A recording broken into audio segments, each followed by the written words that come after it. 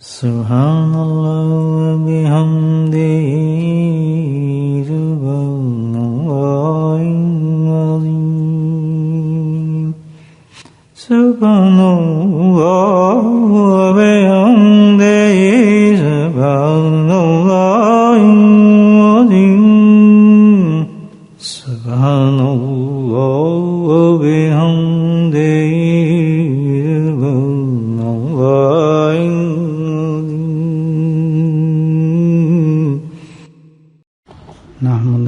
صلی علی رسولہ الکریم اما بعد قال اللہ تعالی فی القرآن المجید فاعوذ باللہ من الشیطان الرجیم بسم اللہ الرحمن الرحیم ان اللہ وملائکتہ یصلون علی النبی یا ایھا الذین آمنوا صلوا علیہ وسلموا تسلیما اللهم صل على سيدنا ومولانا محمد معدن الجود والكرم اللهم صل على سيدنا ومولانا محمد وآله ألف مرة اللهم صل على سيدنا ومولانا محمد وآله وأصحابه وبارك وسلم اما بعد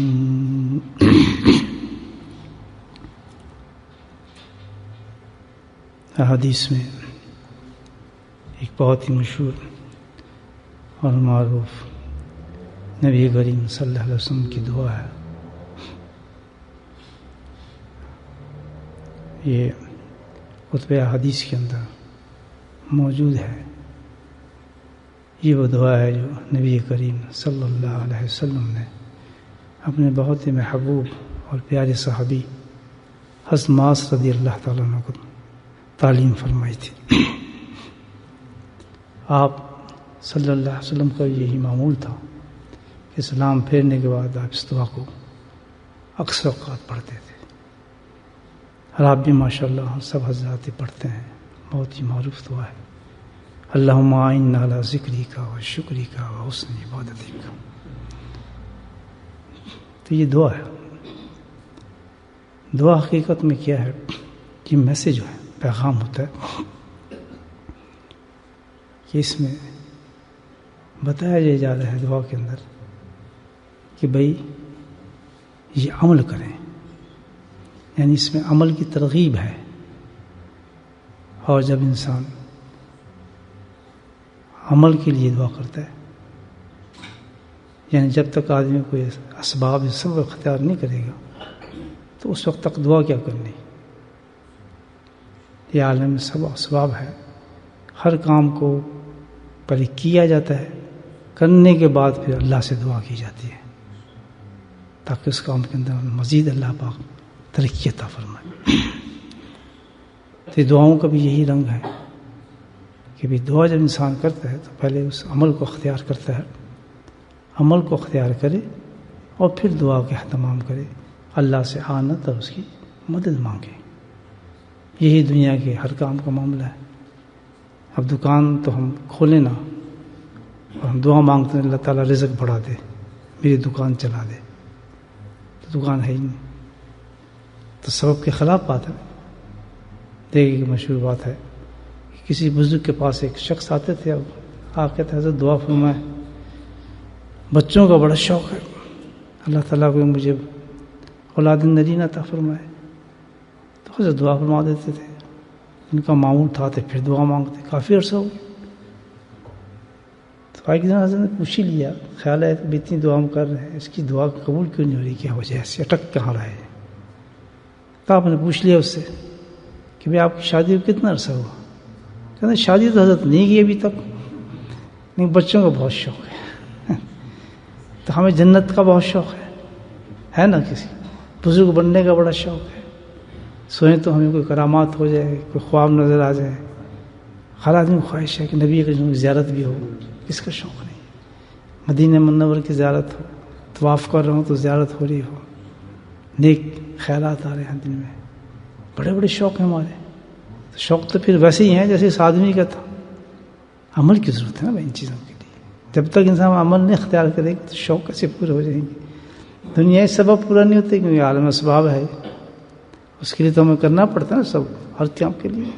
اور پھر اس کے ساتھ سبب اختیار کرنے کے بعد پھر اللہ کی طرف انسان جاتا ہے. اللہ تعالیٰ کام تو میں نے کر دیا، اب ختم تو نہیں کرنا ہے، اس تقیم تک تو نہیں پہنچانا ہے.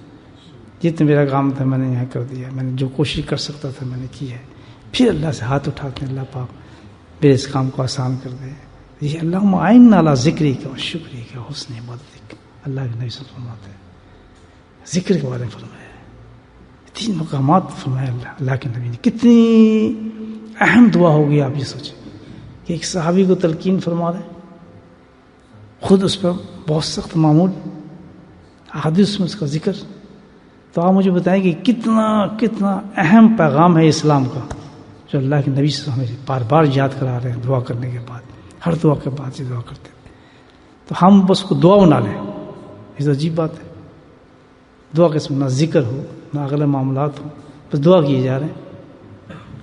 حکم یہ ہے اس دعا کا مقام یہ ہے کہ بھائی اللہ کا ذکر کرو،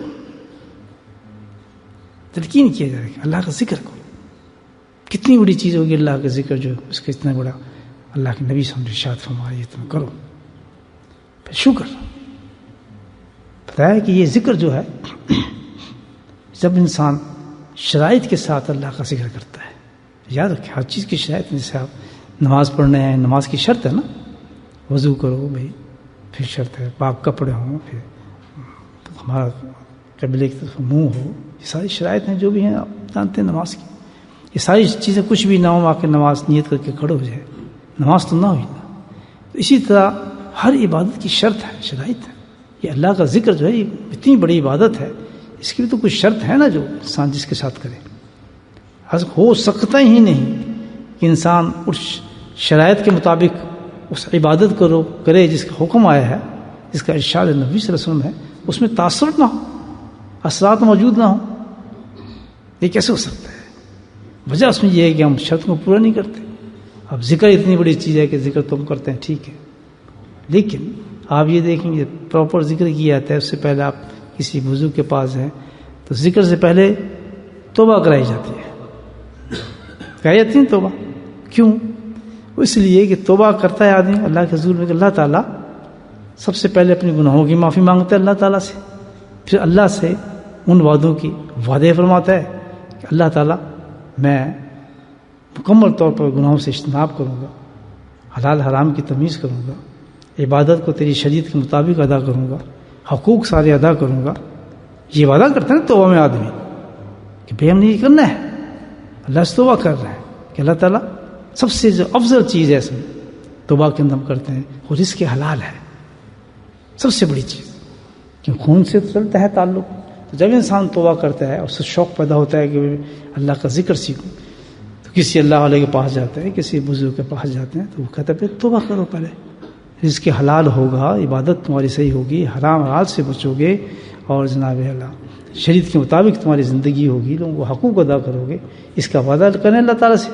پھر وہ بندہ اس عبادت کو اختیار کرنے کے لیے شرط، جیسے نماز کے لیے ہم بھائی وضو کریں گے، ہم کھانے کی طرف کپڑے صاف رکھیں گے، سارے شرائط. جب یہ انسان توبہ کرنے کے بعد اللہ سے وعدہ کر لیتا ہے اور پھر اللہ کے ذکر کو اختیار کرتا ہے، پھر ذکر اختیار کرتا ہے اور ان پہ پابند رہتا ہے، ان چیزوں پر جو کہ مر جائے گا بھوکا، حرام نہیں کھائے گا، کیونکہ اللہ سے وعدہ کر چکا ہے. اس مجاہدے پر، اس تکلیف پر جو اس کو ملنا ہے وہ تو بہت عجیب چیز ملنی ہے. ایسے تو نہیں نہ مل جاتی چیز، بہت اعلیٰ چیز ملنی. یہ تو نہیں کہ بس ذکر کیے جا رہے ہیں، ہاں جی ذکر ہو گیا، صبح ہو گیا، شام ہو گیا، اور رزق حلال حرام، نہ حرام کا پتہ، نہ حلال کا پتہ، نہ نماز کا پتہ، نہ کسی نفس کے اندر کھیل رہا ہے، بس ذکر کرتے ہیں. اور پھر شکایت ہے ذکر سے کوئی فائدہ، ذکر کا تو فائدہ ہے اسی دعا کے اندر بتایا جا رہا ہے. جب شرائط کے ساتھ انسان اللہ کے ذکر کو اختیار کر لیتا ہے، پابند ہو جاتا ہے، تو پھر کیا ہوتا ہے؟ اللہ سبحانہ وتعالیٰ اس کو اپ کرتا ہے، ذکر کے اثرات پیدا ہوتے ہیں. عین اعلیٰ ذکری کا و شکری کا، اتنا اعلیٰ مقام انسان کو ملتا ہے کہ وہ مقام شکر پہ پہنچ جاتا ہے. مقام شکر جو ہے بہت ہی بلند مقام ہے. یہ انبیاء علیہ السلام کا ہی مقام ہے. مقام شکر جو ہے بہت بڑا مقام ہے.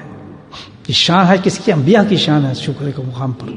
تو جب کثرت ذکر شرائط کے ساتھ انسان کرتا ہے تو یہ لازم ہے اس پر، یہ اس کو مقام کون سا حاصل ہوتا ہے؟ مقام شکر حاصل ہو جاتا ہے. اب اس کی تشریح میں اس وقت نہیں کر سکتا، شکر کی بہت ہی بلند تشریح ہے اس کی، وقت بھی اتنا نہیں اور ٹاپک میرا یہ نہیں ہے، لیکن ایک بڑا اونچا مقام ہے جو کس کو ملتا ہے؟ صرف کس کو ملتا ہے؟ ذکر کرنے والوں کو ملتا ہے. ذکر کرنے والوں کو ملتا ہے جس نے شرطوں کے ساتھ اللہ کے ساتھ اپنے آپ کو جوڑ لیا، اس لائن میں آ گیا، الحمدللہ ذکر کو پکڑ لیا اس شرائط کے ساتھ، تو وہ رہتا نہیں آدمی پہ، خود بخود ذکر کرتے کرتے اللہ تعالیٰ اس کو اس مقامات پہ پہنچا دیتے ہیں جو مقام شکر ہے جس کو کہا جاتا ہے. اس کے اثرات پیدا ہو جاتے ہیں اس شخص میں، اس کو پتہ بھی نہیں ہوتا، الحمد اس مقام پہ پہنچنا شروع ہو جاتا ہے اس کو. تو مقام شکر ایک بہت اونچا مقام ہے. تو فرمایا عین اللہ ذکری کا شکر وہ حسن عبادت ہے. پھر شکر کے مقام سے اٹھایا جاتا ہے، وہ ذکر اس کو لے کے چلتے ہیں آگے. یہ کتنی بڑی چیز ہے ذکر، اللہ نے بھی وہ آگے بڑھتا ہے. وہ کیا ہے؟ حسن عبادت. یہاں کیا عبادت کی روح عطا کر دی جاتی ہے اس کو.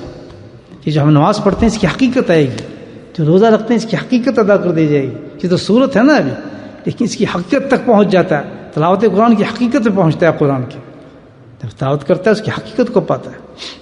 حج کرتا ہے تو حقیقت کعبہ ملتا ہے اس کو. تو یہ حقیقتوں تک پہنچتا ہے. اور اونچا ترین جو حقائق مقام ہے عبادت کا بندے کا جو اس کو نصیب ہوتا ہے ذکر سے شکر، اور شکر سے جو وہ مقام ملتا ہے حسن عبادت کا، وہ کون سا مقام ہے؟ وہ حسن اخلاق ہے. یاد رکھیں یہ ہائیسٹ کے لیے مقام ہے انسان کا، جس کے لیے نبی نے ارشاد فرمایا حدیث کے اندر کہ میں بھیجا ہی مجھے اس لیے گیا ہے کہ میں اخلاق کو مکمل کروں دنیا کے اتمام اخلاق کے لیے. تو ذکر کے بعد بلند ہوتا ہے ذکر سے انسان شکر کے بعد اس میں کیا آتا ہے؟ حسن عبادت کیا آتا ہے؟ وہ کیا ہے؟ اخلاق. اور اخلاق کی سب سے پہلی روح کیا ہے جو انسان کو نصیب ہوتی ہے؟ یہ سب ذکر کے اثرات ہیں، دیکھ لیں آپ کون سی چیز ملتی ہے اس کو. سب سے پہلی چیز جو ٹاپ ہے اخلاق کے اندر، ٹاپ آف دا لسٹ اخلاق. اخلاق ایک بہت بڑا ٹاپک ہے نا، تو اس میں سب سے ٹاپ چیز بتا رہا ہوں آپ کو جس کو ہم کہتے ہیں سب سے ہائی کلاس کیا ہے اخلاق کے اندر، وہ ہے توکل تو اللہ. سب سے ہائی کلاس بلند ہو جاتا ہے اس کا توکل اللہ تعالیٰ پہ، بس ختم. اتنا بلند ہوتا ہے توکل کہ کوئی چیز بھی اس کے نزدیک معمول ہر چیز کچھ بھی ہو ایک دم پلٹتا ہے اپنے رب کی طرف. ہر چیز میں اس کا مقام اللہ کی طرف رجوع کر جاتا ہے. کوئی شعبہ نہیں کسی شرک کا، کسی کو شریک نہیں کرنا، کسی کو شامل نہیں کرنا، کسی کی عانت نہیں کرنی. سیدھا کدھر جاتا ہے؟ اللہ کی طرف. خوشی ہو تو اللہ کی طرف، رنج ہو تو اللہ کی طرف، تکلیف ہو تو اللہ کی طرف، غم ہو تو اللہ کی طرف، ملے تو اللہ کی طرف، نہ ملے تو اللہ کی طرف، فاقے ہیں تو اللہ کی طرف، حرام ہے تو اللہ کی طرف، سب کچھ اللہ کی طرف. وہ خود بخود اس مقام کی طرف انسان چلنا شروع ہوتا ہے. جب توکل کے مقام پہ پہنچتا ہے تو اس سے زیادہ مطمئن شخص کوئی نہیں ہوتا جس کا قرآن ہے کہ الذین تطمئن قلوبہم بذکر اللہ. دیکھا اس مقام پہ اللہ نے کہا ہے اس سے زیادہ مطمئن ذکر کرنے والے سے مطمئن شخص رہتا ہی کوئی نہیں. اس کو کیا فکر ہے جب اتنی بڑی ہستی کے ساتھ اس کا تعلق ہے. روٹی وہ دے گا بیٹھے، کھانا وہ دے گا بیٹھے، دکان وہ چلائے گا بیٹھے. کیوں کھائے؟ حرام کا تصور بھی نہیں آتا اس کو. کسی قانون کو توڑنے کے اس کے توجہ نہیں جاتی. یہ سب کہاں سے ملتا ہے؟ پہلا سٹیج کیا ہے جو آپ لوگ کر رہے ہیں؟ اللہ کا ذکر ہے. یہ ذکر اتنا بلند کرتا ہے انسان کو، اتنی اہم چیز ہے. حضرت حذیفہ مرعشی رحمۃ اللہ علیہ یہ اجل خلفاء میں سے تھے. حضرت ابراہیم ادم رحمۃ اللہ علیہ سنا ہوگا آپ نے نام ان کا، بہت بڑے بزرگ گزرے. وہ فرماتے ہیں کہ ہم سفر میں تھے ایک دفعہ، میں تھا اور میرے شیخ تھے حذیفہ مرشد فرماتے ہیں. تو سفر ہمارا تھا جو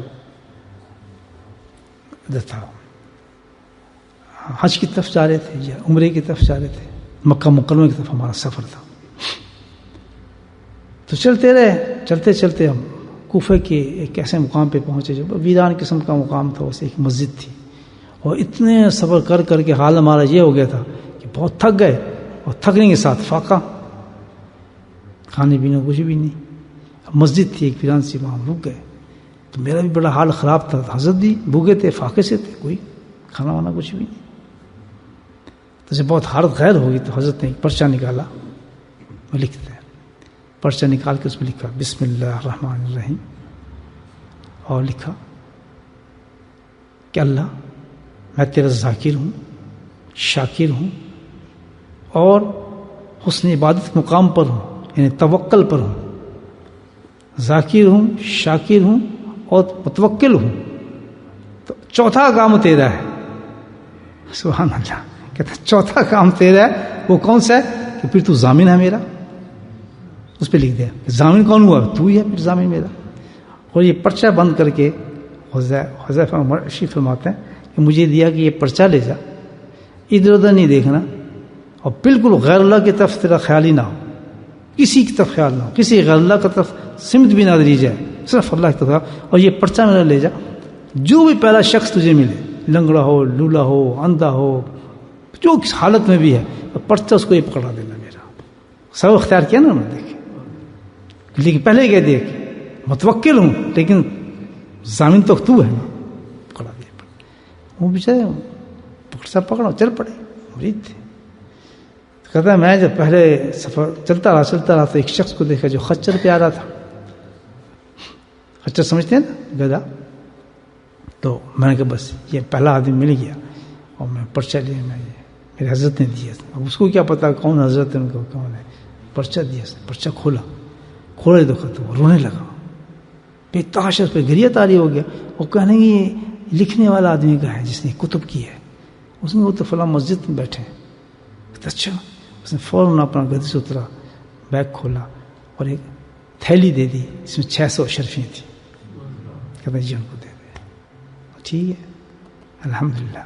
وہ گیا اپنا واپس، تھیلی پکڑی، اس نے کچھ نہیں دیکھا اس میں کیا ہے، اور جا کے حضرت کے پاس پہنچا کہ حضرت اسی طرح میں نے پہلا آدمی دیکھا، ہاں اس میں یہی بات کہ جب کہتا ہے میں اس آدمی سے تھیلی لے کے چلا تو میرے ذہن میں خیال تھا کہ یہ آدمی کون ہو سکتا ہے۔ اتفاق سے ایک آدمی آ گیا، میں کہا بھائی یہ جو گدھے والا آدمی تھا اس کو تم جانتے ہو؟ شاید اس کو شبہ تھا کہ یہ حضرت کو جانتا نہ ہو کہ تم اس کو جانتے ہو۔ کہتے یہ تو ایک مسافر ہے، ہاں اتنا جانتا ہوں کہ یہ نصرانی ہے، غیر مذہب آدمی ہے، ہمارے سے تعلق نہیں اس کا۔ میں کہتا ہے لے کے وہ اپنا تھیلی حضرت کے پاس پہنچا، کہا کہ حضرت جو آپ نے حکم دیا تھا پرچہ پہلے آدمی کو دیا، اس طرف پہ گریہ تاری ہوا، اور جس نے مجھے 600 اشرفیاں دی ہیں، تو حضرت وہ کون تھا؟ کہتا 5 منٹ انتظار کر، وہ یہیں آ جاتا ہے، ابھی جس آدمی تجھے دی ہے وہ بھی پہنچ جائے گا۔ اشرفیاں میں نے کہ دیکھا 5 منٹ بھی نہیں گزرے تھے تو وہ آدمی بڑی بیکاری کے ساتھ پہنچا۔ پہنچنے کے بعد وہ حضرت کے قدم پر لوٹنے لگا اور کہنے لگا کہ آپ مجھے اسلام میں داخل فرما لیں۔ عین نال ذکری کا اور شکری کا، حسن عبادتی کا۔ میرے بھائیو ذکر بہت بڑی چیز ہے، ذکر اللہ سے ایسا ملا دیتا ہے انسان کو، یاد رکھے یہ ایسا راستہ ہے اللہ کا ذکر، ہمارا بتایا نہیں، خود اللہ نے فرمایا ہے قرآن کے اندر کہ تم مجھ تک پہنچو کس طریقے سے، اللہ کے ذکر کے ذریعے پہنچو۔ لیکن اتنی بڑی قیمت نعمت اللہ جب عطا فرما دے، کوئی عبادت نصیب فرما دے، تو اس کی قدر ہمیں کرنی چاہیے، اور انہی شرائط کے ساتھ اللہ کا ذکر کرو۔ یہ دنیا، یہ نفس، یہ شیطان، یہ کسی چیز کو چلنے نہیں دیتے میرے دوست، داخل ہو جاتے ہیں اس میں لیکن ہمیں چلنے نہیں دیتے۔ نفس مجبوری ہمیں کرا دیتی ہے کہ اتنی بڑی بڑی نعمتوں کو جو ہم جس وقت آخرت میں اٹھیں گے نا، اور جب دیکھیں گے کہ ذاکرین کا کیا مقام ہے، اپنی بات کر رہا ہوں میں، آپ کے نہیں، جب دیکھیں گے نا آخرت میں ذاکرین کا کیا مقام ہے، تو میرے جیسا آدمی جب اپنے آپ کو ذاکر سمجھ کے داخل ہونے کی کوشش کرے گا تو ایسا دھکا پڑے گا کہ دوزخ کی طرف انسان رخ کرنا شروع ہو جائے گا کہ تو کہاں کا ذاکر ہے، کہ جی میں تو بڑا ذکر کرتا تھا، ہر مسجد میں جاتا تھا، کبھی چھوڑا نہیں تھا، کبھی نہیں کہتا۔ اللہ فرمائے گا اس کا نام ذاکر ہے، یہ ذکر نہیں تھا، آئین نالا ذکری کا، تو نے کبھی قدر ہی نہیں کی ذکر کی، کوئی ایک گناہ بھی تو نے ترک نہیں کیا ذکر کے لیے۔ اتنا بڑا میں نے تو انعام بتایا، ایک گناہ کو ختم کرنے کی کوشش نہیں کی، کسی گناہ کی طرف تم کم نہ، کیونکہ تجھے فکر یہ تھا کہ میری دنیا چلی جائے گی، اس سے میری دنیا میں کمی ہو جائے گی، میں کھاؤں گا کہاں سے، میرا گزارا کیسا ہوگا، جبکہ عبادت اس لیے جاتی ہے کہ مکمل اللہ کی طرف توکل ہو، حرام کی طرف کہ جس کا ذکر کروں وہی کھلائے گا، جس کا ذکر کر رہا ہوں وہی میرا کام کرے گا، وہی امیر کرے گا، وہی غریب کرے گا، ورنہ یہ لائن اختیار کرنے کا تو فائدہ کچھ نہیں۔ یہ تو ایسے ہی ہے جیسے آدمی بس فائدہ کچھ نہیں، کچھ بھی نہیں، جب تک اس کے ساتھ مرتب نہ ہماری زندگی کے اوپر الحمدللہ۔ مزہ تو ایسا ہے کہ ہم یہاں بھی ذاکر ہوں اور جب اٹھیں تو تب بھی ذاکر کے نام سے اٹھیں. محنت کرنی چاہیے دوستو. اللہ سے دعا کریں کہ جس کا ہم کرتے ہیں اس کو اسی شرائط کے ساتھ کریں جو اللہ تعالیٰ نے بتایا ہے, اور حرام کو حرام سمجھیں, حلال کو حلال جانیں, گناہوں سے اجتناب کریں, عبادات کو احسن طور پر جس طرح شریعت نے بتایا ہے کہ یہ عبادت ایسی کرنی ہے. ٹھیک ہے نا. حج ہم کہہ جی ہم تو کھانا کھانا حج نہیں جاتے, یہیں ایک تصویر لٹکا کے یہاں میں طواف کرنا شروع کر دوں, عمرہ ہو جائے گا, حج ہو جائے گا؟ نہیں. ہاں میں یہاں مدینہ میں کی تصویر لگا کے جی مدینہ کیا جانا ہے, یہیں دعا مانگ لیتے ہیں, بس یہ جالی سامنے ہے, سب کچھ کر لیں گے, کوئی ہو جائے گا؟ ہو سکتا ہی. آپ کھڑے ہو جائیں گے جی بس مسجد یہی ہے, بس میں تو یہی نماز پڑھوں گا, مسجد کی نماز ہو جائے گی؟ ہو جائے گی؟ کیا دھوکہ ہے, مجھے بتایا. مسجد میں نماز ہوگی, حج تو کعبہ جہاں کعبے میں ہی ہوگا, مدینہ منا مدینہ جا کے ہوگی. جو شرائط ہیں جس عبادت کی اسی کی طرح آپ نے عبادت کرنا. میں اب جا کر کے جی تو مسجد ہے, کیوں مسجد؟ بس جی میرے مصلی بھی ہے مسجد میں, یہی نماز پڑھوں گا ساری, یہی جان دوں. یہ کتنا بڑا دھوکہ ہے زندگی کے انسان کے. ہمیں یہی نہیں پتا عبادت کرنی کیسی چاہیے, عبادت کی شرط کیا ہے, کیسے ذاکر ہے. تو نئے ایسی کہ جو آخرت میں ذاکر اٹھیں گے, اور جو حدیثیں ہم سنتے ہیں الحمدللہ اللہ ایسے ہی اٹھائے ہمیں, لیکن کچھ قدم تو اٹھائے بھی آدمی. اسی لیے تو ہے آئینہ. سبحان اللہ, کتنی پیاری کہ تم مدد مانگ کرنے کے بعد گھبراتا کیوں ہے؟ جب یہ قدم اٹھا رہا ہے آئینہ کہنا اللہ سے کہ اللہ تعالیٰ اس راستے میں جو رکاوٹیں ہیں, بھوک ننگ پیاس سب کچھ, جس کی بھی رکاوٹیں میرے نہ آئے اس میں تم مدد کرتے چلے جانا میری, تاکہ میں کوئی ایسا کام نہ کر سکوں جو اپنے نفس کے اوپر ہو, اور دنیا کے درد سے کہ اب دنیا میں گئی, دنیا کمائی, فلاں گیا, کچھ پتہ نہ چلے کسی چیز کا بھی. یہ تو بھائی تو ایک یہ تو ڈرامہ ہی ہے. پھر جو اسٹیج ڈرامہ نہیں ہوتے اس میں ایک آپ بادشاہ ہوتا ہے, ڈرامہ چل رہا ہے نا, اس نے اس کو آپ کسی ایک آپ تاج بنا دیا, یہاں گھنگرو لگا دی, اور جناب چین گھونے کی بنا دی, کیوں یہ بادشاہ بابر بادشاہ بیٹھے, بادشاہ بنا ہے, تخت بچھا ہے, تو بابر بادشاہ وہ تو بابر بادشاہ تو لگ رہا ہے ڈرامے پورا, سب کہہ رہے ہیں جی بابر بادشاہ, لیکن وہ بابر بادشاہ تو نہیں نا, بکر بادشاہ تو نہیں. تو ایسی ہے کہ ذاکر تو نہیں نا پھر ہم اس طرح, صحیح کہہ رہے ہیں, ذاکر تو نہیں ہے نا. محنت بھی کر رہے ہیں, آ بھی رہے ہیں, اور اپنے زائد بھی اس کو کھڈ میں ڈال رہے ہیں, پانی کے اندر ڈال رہے ہیں اس عبادت کو. اللہ کے بندو وقت بڑی تیزی کے ساتھ جا رہا ہے. سوچو اگر آج ہم اس پہ مراقبہ کرتے ہیں, سوچتے ہیں کہ کتنا سال ہم نے اس پہ ضائع کر دی کہ ہم اپنے آپ کو ذاکر سمجھتے رہے, ہم آپ کے اپنی عبادت گار سمجھتے رہے, ہم اپنے آپ کو نمازی سمجھتے رہے. تصور کریں ذرا کہ کتنا بڑا دھوکہ ہم نے اپنے آپ کے ساتھ دیا ہے. کہ اللہ کے رب کو دھوکہ دے سکتا ہے؟ نہیں دے سکتا. کتنے بڑے دھوکے کرتے ہیں ہر چیز میں, ہر عبادت میں ہم نے چیٹنگ کی اللہ کے ساتھ. کیا ہے آپ سوچیں. آج بھی انسان سمجھ جائے اللہ سے کہ اللہ تعالیٰ واقعی میں سچی تو توبہ کرنے کے بعد آپ نے ذکر سیکھا, اور میں نے ذکر سیکھے. میرے حضرت نے سب سے پہلے مجھے توبہ کرائی تھی, پھر ذکر دیا تھا. توبہ کے بعد قائم رہنا اس پہ, پھر اللہ کے نام کو یاد کرنا. ملے گا ایسا نام مقام جیسے میں نے آپ کو مقام, پھر تو اس مقام کا آدمی ہو جاتا ہے کہ وہ پرچی لکھتا ہے صرف. سبحان اللہ, اس کی پرچی چلتی ہے. اتنا شہنشاہ ہو جاتا ہے جس طرح بادشاہ نہیں ہوتے. کیا بات ہے بھائی جی فلاں کام کہتا ہے یہ لے ہمارا سائن ہے, جاؤ دے جانا ہے. وہ سائن لے کے جاتا ہے, جناب یہ ڈائریکٹر صاحب کا سائن ہے, یہ جناب فلاں ہمارا باس کا سائن ہے. وہ باس کا کام ہوتا ہے. وہ اتنا اونچا انسان ہو جاتا ہے, جنگل میں بیٹھا ہے, صرف لکھ کے دے رہا ہے بسم اللہ ذکر شکر توکل. کہتا جا جس کو چاہے دے دینا, جو بھی دے گا وہ اللہ ضامن اللہ میرا کام کرے. اس کو کہتے ہیں ذکر کرنا. مقام چھوٹا نہیں ہے, عبادت چھوٹی نہیں ہے, چھوٹی نہیں ہے عبادت, بہت بڑی عبادت اللہ نے دی ہے. اور سب سے بڑا کرم یہ ہو گیا کہ ہمیں دے دی ہے. اگر دے ہی نہ تو وہ دوسری بات تھی. کس کو دیتا ہے اللہ تعالیٰ اتنی بڑی چیز؟ کس کو دیتا ہے اتنی دولت؟ کون دیتا ہے؟ رب کریم نے کتنا بڑا احسان فرمایا ہے کہ ہمیں ذکر دے دیا ہے, ذکر بتا دیا ہے. لیکن اس کے باوجود کہ ہم ذکر کو ذکر نہ سمجھیں, حرام کاری کرتے رہے, برے حرکتوں میں چلتے رہے, تو پھر اپنے آپ کو ذاکر کہتے رہے, تو یہ تو بہت بڑا دھوکہ ہے. اللہ سے دعا کریں اللہ تعالیٰ مجھے بھی اس دھوکے سے نکالے. آپ تو نیک آدمی ہیں, میں تو اپنی باتیں کرتا ہوں, آپ تو ماشاءاللہ بالکل صحیح ہیں, ٹھیک ٹھاک چل رہے ہیں, لیکن میرے لیے دعا کریں اللہ پاک مجھے بھی سچا ذاکر کر دے, وقت ضائع سے بچا لے, اور میں بھی حرام کو حلال کو سمجھوں, میرا رزق بھی حلال ہو.